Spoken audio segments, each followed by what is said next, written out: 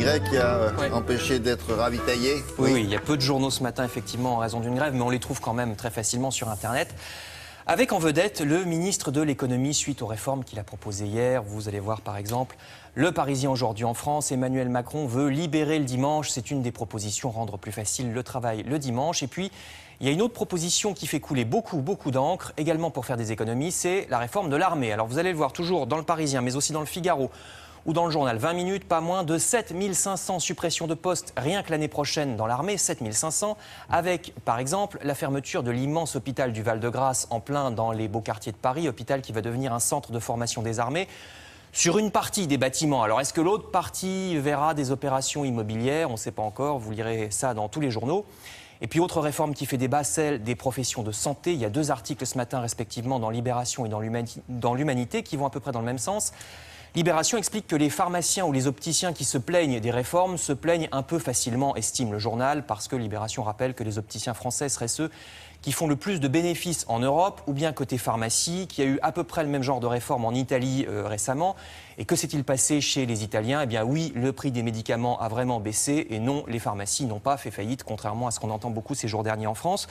Donc on ferait beaucoup mieux, explique cette fois l'Humanité, de s'inquiéter de la baisse continue du remboursement des malades, parce que ça, ce serait le vrai problème, dit le journal communiste. En gros, si on compte bien tout, il n'y a guère que la moitié de nos frais de santé qui sont vraiment remboursés.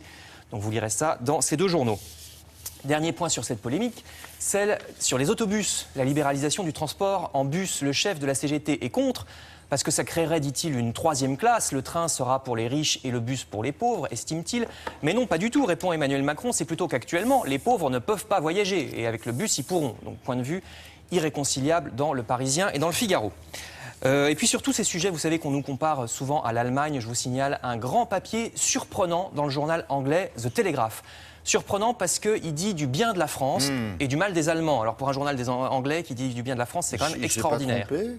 Non, vous allez voir, je traduis. Le modèle allemand ruine l'Allemagne et tue l'Europe. Non, ils disent vraiment aussi du bien de la France, vous allez voir. Alors cet article dit beaucoup de choses qu'on n'a pas souvent l'occasion d'entendre. Comment l'Allemagne arrive à avoir des bons comptes publics? D'abord, pas moins de 7 millions d'Allemands gagnent seulement 450 € par mois, voire moins. Ils ne sont pas comptés dans les chômeurs puisqu'ils travaillent, mais enfin, aller vivre avec 450 € par mois.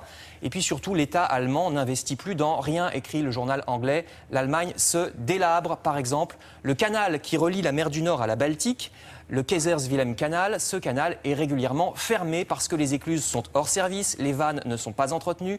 Alors c'est une voie très importante pour le commerce. Et puis il y a aussi le vieillissement de la population allemande. 57% de la population allemande sera en retraite d'ici 30 ans. 57%, c'est absolument intenable.